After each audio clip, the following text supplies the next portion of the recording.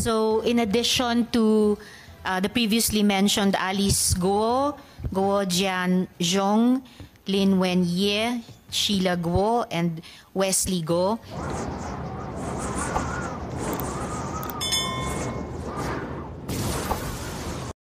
so in addition to the previously mentioned Alice Guo, Guo Jianzhong, Lin Wenye, Sheila Guo, and Wesley Guo, all the other invited resource persons, except for Dennis Cunanan, who is represented today by his attorney, all the other invited resource persons whose offices were closed, who gave no reply, and of course also accepting Walter Wong Long, because the invitation to him is already covered by the reply of the good judge.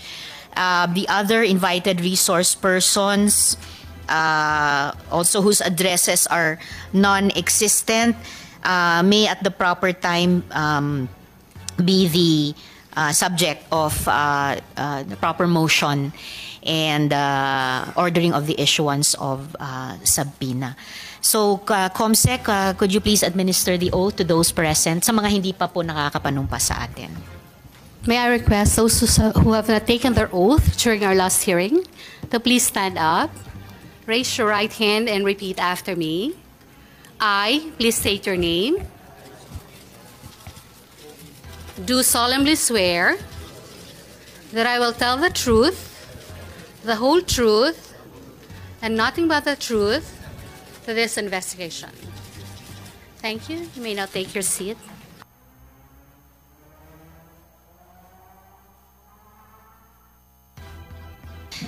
Maraming salamat, Comsec, at sa lahat ng mga resource persons. Before we go back to you, Sec Rodolfo, and our questions for the Board of Investments, just to act on this matter already, the Chair orders the issuance of subpoenas to the previously mentioned invited resource persons who did not make themselves available for the hearing today. I second the motion, Madam Chair. So moved and duly seconded. Thank you to Sen. Sherwin. So the Chair orders such, Comsec. Salamat po. So let's go on now with the Board of Investments. We'll flash again, Yusek Rodolfo, the SIRV of Guo Huaping and the BOI letter to the BI dated 4th June 2024. Familiar po ba kayo sa mga dokumentong ito at pwede nyo po bang ipaliwanag sa amin ano po yung konteksto ng mga dokumentong ito? Yes, Your Honor. Honorable Chair, honorable members of the committee, we actually received 3 requests on information related to this hearing. One is from Commissioner Norman Tansinco on a letter that he sent to our DTI Secretary Alfredo Pascual and the BOI Executive Director Bobby Fondevilla. This was dated June 3, inquiring on the complete details of the Special Investors Resident Visa application of one Guo Jianzhong. And we replied, Your Honor, June 3, same date, but was received the day after by the Bureau of Immigration, informing the Bureau of Immigration that as per our records, the said foreign national and his dependents were previous holders of SIRV issued pursuant to provisions of Book 5 of Executive Order 226, otherwise known as the Omnibus Investment Code of 1987, with the following details. So the SIRVs were issued to Guo Jianzhong, the principal, with date of birth 16 September 1958, to Shi Xiu Mei, the dependent spouse, date of birth September 9, 1961, to Guo Lingling, the dependent daughter, date of birth November 21, 1982, and to Guo Lina, dependent daughter, September 15, 1986, yung date of birth po. The SIRV status, this was cancelled in May 23, 2003. And then, So, Yusek, yung mga pangalang binanggit nyo dun sa naunang SIRV na in-issue are different from the names we see here. So, we're presuming these are different dependents, or we can say they are not the same as appear in these documents. yung sa pangalan po, but we have no competence. We're not the competent authority to determine whether pareho silang mga katauhan po. But may I also proceed, Madam Chair, on the official request that we received from the Senate Committee on Women, Children, Family Relations, Gender and Gender Equality Yes, dated please. 19th June and 20th June. So on a Lin Wenyi, Chinese national, and as I mentioned, former holder of SIRV. Following are the details of the said foreign national based on the files on record. So this refers to Lin Wenyi. Miss Lin applied for SIRB along with her dependents Guo Huaping, Guo Jianglong, and Guo Xiang Dian. Their SIRB were granted 25 May 2000. She invested $75,000 in Triumph Embroidery Center Incorporated, formerly Hua Fei Embroidery Center Incorporated, a business enterprise engaged in rendering embroidery services. The said firm is considered an eligible form of investment under the SIRB rules and regulations. The existence of the said investment was confirmed via an ocular inspection conducted by the BOI on May 22, 2002. The following documents were submitted for the revalidation of their SIRB because this is part of the SIRB process po. Valid Chinese passports, alien certificates of registration, SEC registration, and articles of incorporation of Hua Fei Embroidery Center, a certificate of inward remittance issued by the Bangko Sentral of Filipinas, that time dated September 30, 1999. Now, in line with our rules, after the validation of foreign nationals' eligibility for SIRB, their names were endorsed to the Bureau of Immigration for the grant of the visa. The Bureau of Immigration conducts its own validation process and then acts on the BOI endorsement by implementing the visas in sticker form onto the holders' passports. Their SIRV were canceled on August 22, 2011. As represented by the letter of the holder's authorized representative, they were applying for Special Resident Retirees Visa or SRRV with the Philippine Retirement Authority. This was as of September 12, 2011 po. Upon verification by BOI with PRA, the said foreign nationals are currently active holders of the SRRV. Now, we also provided, Madam Chair, copies of the following documents to the Senate in reply to the June 19 and June 20th letters. The accomplished SIRV application form, the initial report of investment by the applicant, the accomplished deed of undertaking, the certification of inward remittance issued by the Bangko Sentral Registration Department, the certification issued by Hua Fei Embroidery Center Incorporated certifying Li Wenyi as a stockholder of the firm, the articles of incorporation and bylaws of Hua Fei Embroidery Center Incorporated, the annual income tax return and balance sheet for calendar years ending December 31, 2001 of Hua Fei Embroidery Center duly received by the Bureau of Internal Revenue, the affidavit on the capacity to invest of at least $75,000, the certifications issued by the Department of Health National Quarantine Office, the passport bio pages and visa stamps, and the biometrics, in particular, the right thumbprint of the said personalities.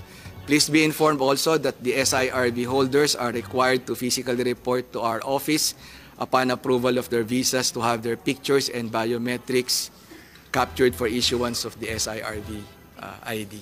Thank you, Madam Chair. Thank you, Yusek. So, do you confirm the authenticity of these documents related to the SIRV of Guo Huaping. Yes, Madam Chair. Thank you. Ano po yung requirements para sa SIRV application bukod sa maaring nabanggit nyo na kanina? And also, what about the dependents of an applicant? May requirements din po ba kaugnay nila? Yung requirement, doon po sa principal applicant, nabanggit na natin yung mga documentary requirements, pero ang main requirement po is the $75,000 na investment in qualified targeted investments. Ito pong pag sinabi natin qualified investment targets, this would be in shares of stock in corporations engaged in services, manufacturing, or in a publicly listed company. Dati pinapayagan natin yung pag-invest sa condominium units or in a trading enterprise. But since 2002, hindi na natin pinapayagan yung mga yon. Doon sa mga dependent ko, in addition to the documentary requirements that I mentioned, they have to be below 21 years old, which would explain kung makikita natin doon sa birth date ni Guo Huaping, nung nag-apply sila, nung requested their SIRB to be canceled in 22 August 2011, lalagpas na siya sa 21 years old. Kaya we could surmise that is the reason why they transferred to the Philippine Retirement Authority Special Resident Retirees Visa. Salamat, Yusek. Oo, patatanungin din natin yung tungkol sa PRA mamaya. Pero dito pa rin sa SIRV ng BOI, required po ba ang personal appearance ng lahat ng aplikante? At may biometrics bang kinukuha ang BOI? Opo, Madam Chair. The SIRB holders are required to physically report to the Board of Investments upon approval of their visas to have their pictures and biometrics, in particular signature and fingerprint captured. Para to kasi sa issuance ng kanilang SIRV ID. So kailangan po silang mag-physically to report in our offices. In our office, sorry. And speaking of, kanina binabanggit nyo nga po yung thumbprints, no? Kababanggit nyo ulit ngayon. Normal po ba na yung isang ina, i-enter niya yung thumbprint niya para sa minor child niya? So, halimbawa, in the case of one of these documents, yung minor child, mga 9 years old, so hindi na po siya baby. At ipapakita po ako dito ulit. Ito po. Even to the naked eye, it looks like dun sa kanina, yung slide po na magkasama yung thumbprint ni Li Wenye at yung thumbprint ni Guo Haping. Mukhang magkapareho ang thumbprint nung Lin Wenye, yung ina, at yung Guo Haping na dependent daughter. So alam ko rin na yung NBI ay may biometrics ni Guo Haping, so not all is lost. Kaya lang dagdag na nakakalito. At dagdag pa, yung dalawang minor siblings nung Guo Haping dyan sa document na yan, sila naman hindi thumbprint. Okay, ito na muna. Yung magkatabing thumbprint ni Lin Wenye at ni Guo Huaping, parang magkapareho. I am not a fingerprint expert at all. So, I was just showing it again and sa inyo, Yusek, at sa lahat po nating nandirito sa hearing. So, nakakalito nga. So, pero bakit yung dalawa pang minor dependents, minor siblings ni Guo Huaping, hindi, well, I cannot ask you why, pero ninonote ko lang, sila, yung dalawa, hindi thumbprint nung ina. Ginamit nila yung sarili nilang thumb. So, bakit kaya? At bakit kaya yung special effort para kay Alice? I'm of course presuming na yung Guo Huaping ay si Alice Guo din. Any insights, Yusek? Madam Chair, sa proseso namin dapat, unless infant, pero dapat talaga yung, pati yung dependent, i-capture yung kanyang thumbprint. So, assumption of regularity po on the processes undertaken in 2000, yung ina, yung principal, kinapture yung kanyang thumbprint, tapos yung si Guo Huaping kinapture din yung kanyang thumbprint. We're not competent to assess kung one and the same yung thumbprint na nakikita ho natin, but these are the thumbprints that we have on record, including dun sa dalawa pang dependent ho. And of course, and fair enough po, Yusek. And of course, yung presumption of regularity is dun sa government agency na tumatanggap ng ganitong mga submissions or nagko-conduct ng ganitong mga procedure. So, dapat nga yung BOI. So, tapos, yes sir. Tapos, Yusek, kanina nakita nyo rin po yung passport ni Guo Huaping. Sa estimation nyo lamang po, bilang layperson, siya nga ba si Alice Guo? If you can offer an opinion. Madam Chair, we're not the competent authority. All right. Fair enough muli, Yusek. Ano pong klaseng screening ang ginagawa sa applicants para masiguro na matitinong tao sila or on the level na tao sila sa process na to, na pinapayagang maging residente sa bansa natin? Thank you, Madam Chair. Sa BOI ho, once we endorse to the Bureau of Immigration, we also endorse ho to the NICA.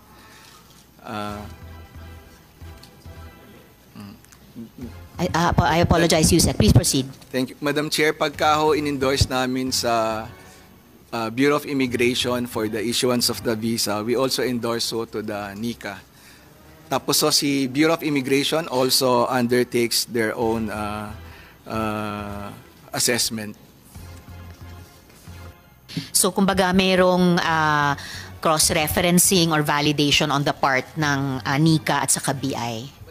May I also, Madam Chair, just for context ho, para alam din ng lahat, ang number of active SIRB holders ho ng BOI, total ho, principal investors 1,224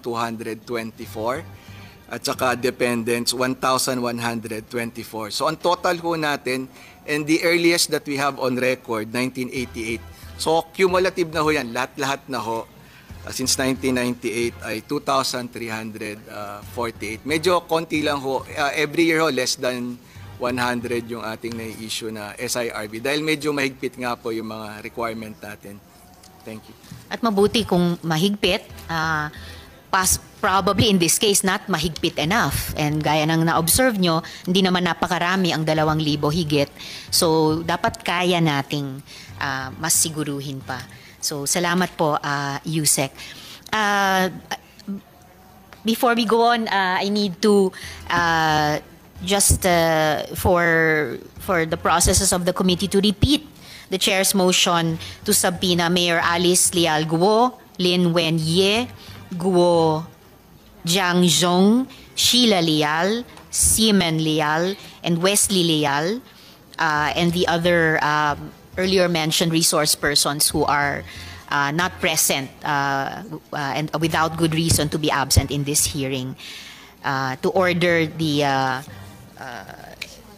issuance of subpoena to those persons.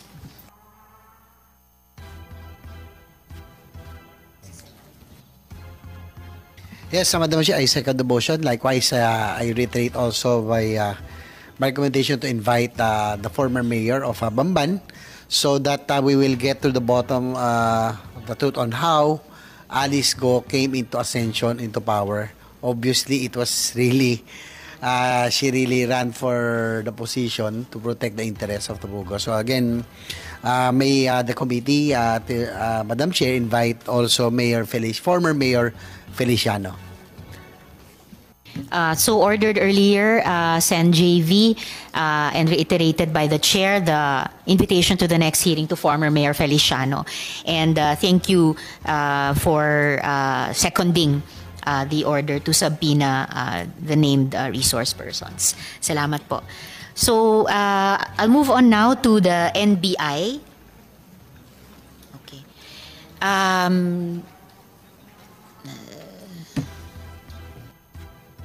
We have Regional Director Jerry Abiera. Salamat, sir. Nakita nyo po kanina, finlash ko po yung NBI clearance ng isang Alice Leal Guo, birthday 12 July 1986. Pero iba po ang mukha sa mayor ng Bamban. May chance po ba na nagkaroon ng switching? Posible bang glitch sa sistema?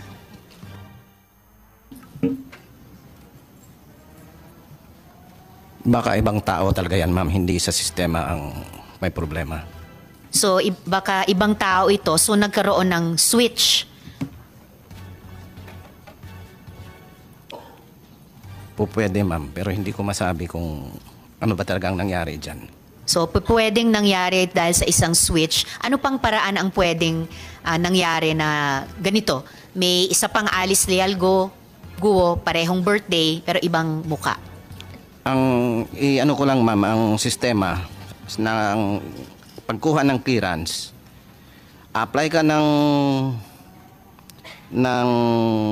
clearance online, tapos babayaran mo, magkakaroon ka ng schedule, pupunta ka sa office mismo para kuhanan ka ng picture at saka biometrics, yun na yung fingerprint. Ngayon, dahil siya ang nag-appear dyan, i-presume natin na siya mismo, yung nasa picture, yan yung nagpunta sa office. So kung yung Alice Guo na yan, magkaiba naman kay Mayor, hindi natin alam kung yung pangalan nga ay parehas na parehas ang date. Ang mas maganda, ma-determine natin dahil yung fingerprint, magkakaiba talaga yan para ma-determine natin whether or not yung tao na yan at saka yung si Mayor ay magkaiba. Tama po, importanteng mapaghambing yung mga fingerprints nila. Yes, ma'am. And so ang sinabi nyo rin po kanina, physically pumunta sa opisina ng NBI itong Alice Leal Guo, kasi litrato niya ay kuha sa NBI office. Pero pumunta din yung akala nating iniimbestiga nating Alice Leal Guo personally, kasi kinuha din yung photo niya dun sa opisina. Pero pareho silang nabigyan ng clearance. Parehong pangalan, parehong birthday, magkaibang mukha. Pero possibly on different occasions, pareho silang na-issuehan ng clearance. Pero yung nakita ko lang, ma'am, yung itong sa right side ng clearance. Ewan ko, ma'am, kung si Mayor meron bang clearance na talagang yung pangalan niya at yung mukha ay dumikit dun sa clearance certificate. Okay po. Magandang hanapin din po namin yun dahil lahat naman po tayong nagtatrabaho at pati tayong nagtatrabaho sa gobyerno ay maya't maya kailangan kumuha ng clearance. Napakahalaga yung ipaghambing yung dalawang thumbprints po nila. Pero sir, nag-aalala din po ako para sa babae na nasa clearance ninyo.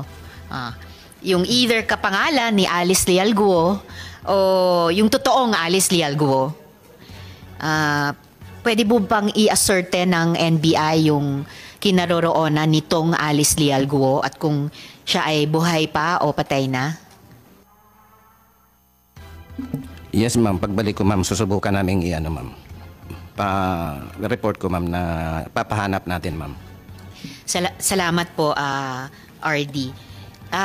Bago dumako sa PSA, follow-up question sa PRA kaugnay nung mga sagot ni Yusek Rodolfo ng BOI kanina. So, mula sa PRA, sino nandito? Ito. Yes, of course. Philippine Retirement Authority. Sir Sosobrado. Morning, sir. May record rin po ba yung PRA nung Special Resident Retirees Visa o SRRV naman related to Guo Huaping? Good morning, Madam Chair.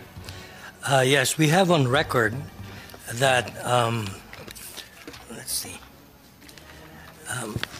Lin Wen Yi, after she canceled her SIRV, she applied for SRRV in October of 2011, and which was approved. We were given an order of issuance by the Bureau of Immigration on October 27. And on that application, she had two dependent children, Jiang Long Guo and Xiang Jian Guo. Only these two, both male. We don't have any record at all of any other Guo that could be Alice Guo. So unlike the earlier issued SIRV by the other agency, Yeah. nung pagdating na po sa authority ninyo and requested to issue another visa, yung SRRV, dalawang dependents na lamang po, parehong lalaki. Dalawa. Wala na po yung Guo Huaping. Wala. Okay po. And may biometric information din po ba kayo ni Lin Wen Ye, like fingerprint, photo, signature? We have the thumb marks of Lin Wen Yi. Unfortunately, we don't have for the two dependent children. However, what we're doing now, in light of what has been happening lately, we now require everybody to have the thumb marks and submit their thumb marks, even the dependents. So, dati po hindi yon part ng application Just process? the principal. Just the principal? Yes. Okay po.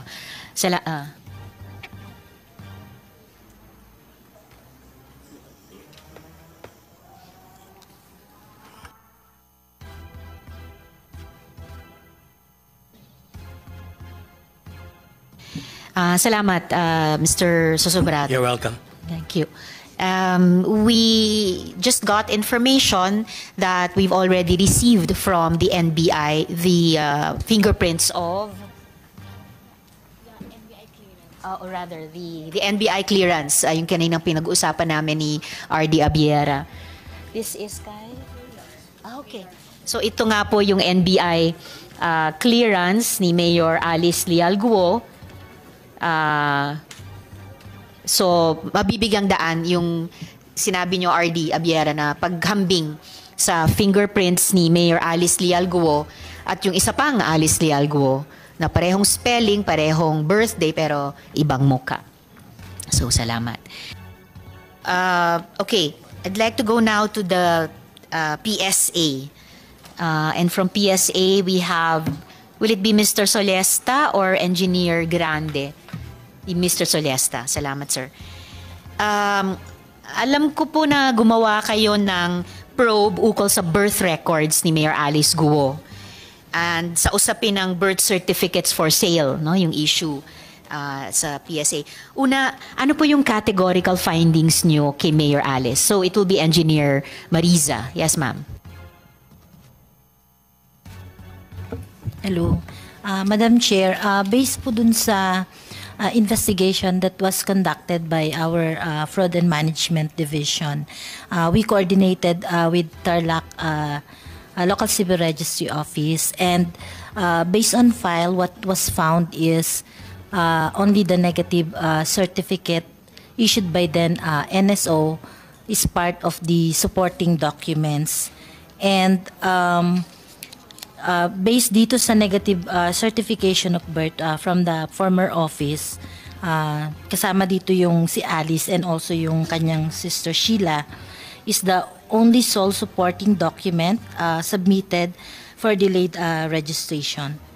So in fact, we also observed that the negative certificate was issued after the document was prepared by the staff of the Local Civil Registry Office. Why is that important na nahanda after, sorry, na-issue after nahanda yung negative certification? Yeah. So even before we request for a negative certification of birth, to avoid yung double or multiple registration kasi baka meron po siyang ibang registration in other municipalities. So that's one of the observation, Madam. And based on the database, yun pong delayed registration ng magkapatid was submitted under the regular monthly report, which means yung registration po kasi nila was filed November of 2005. It means that it has undergone the process of submission bago po ito na-load sa NSO, the former NSO database. If I understand correctly, engineer, bukod sa yung negative certificate of NSO lamang, yung supporting document na isinumite, late pa siya na isumite. Tama po It ba? appears dun sa issued na certification, ma'am. Nauna po siya i-prepare as compared dun sa date of issuance ng negative certification. So, reverse sequence of events. Dapat na unang isubmit yung negative certificate. Yes, Okay. yes, ma'am. So, kulang na nga yung supporting documents, late pa na isubmit. So, sa madaling salita, yung delayed registration of birth ba ni Alice Leal Guo, regular ba siya o irregular? Irregular, madam. Irregular. Okay. Kumpara, sabi nyo, yung late registration ng kapatid niya was filed or were filed as part of the regular process. Pareho lang po siya, Madam Chair, na irregular. Parehong irregular. Yung kay Mayor Alice Leal Guo at yung kay Sheila Leal Guo. Yeah. So, may theory ba ang PSA tungkol sa kasong ito? May corruption ba involved, halimbawa? Related to this, Madam, we already endorse to the Office of the Solicitor General for the cancellation of the Colby. Yeah, because ang PSA naman has no power to automatically cancel pag nakita natin na may irregular process doon sa registration. So, endorsed to Solge na yung cancellation nitong, what was the term you used? Acronym? Cancellation of the Certificate of Live Birth. Okay. CLB. Okay. So, nako-confirm nyo na yung birth certificate niya ay nakuha fraudulently or irregularly, considering halos walang attachments ito nung isubmit bukod dun sa negative certificate ng NSO.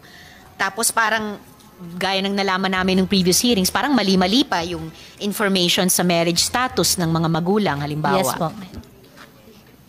So, kung canceled po yung Colby, ano po yung implication kay Mayor?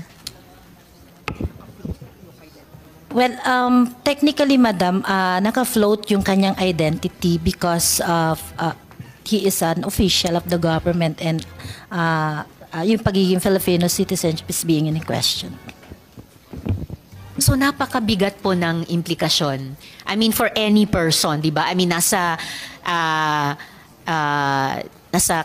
Convention on the Rights of the Child or maituturing nating karapatang pantao, the right to a name and a nationality. Pero dito, ang implikasyon ay naka-float yung identity niya.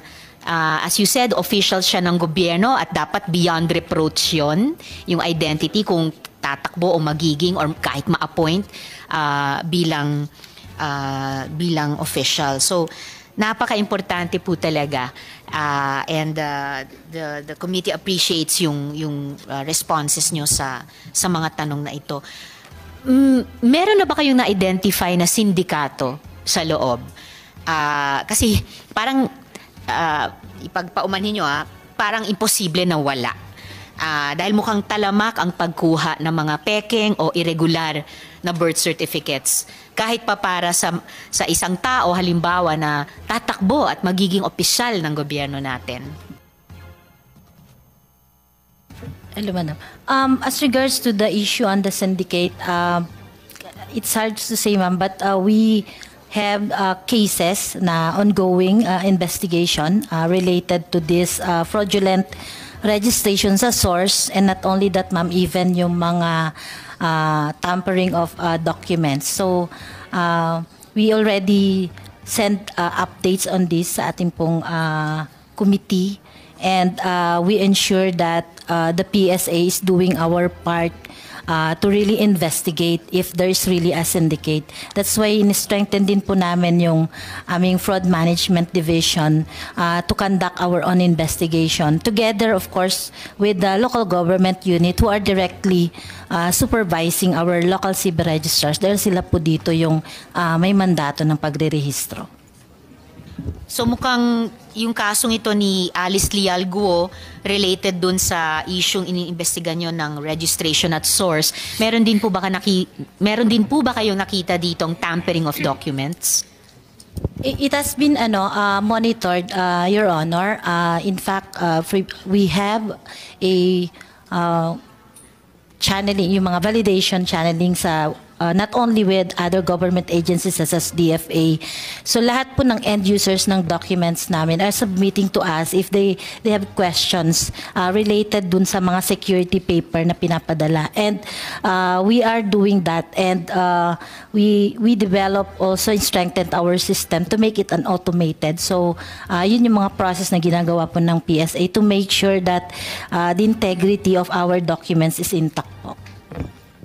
Salamat, Engineer. Hindi man ako IT person, and it's always good to hear about automation sa governance, pero sana patuloy pa ring bantayan nyo through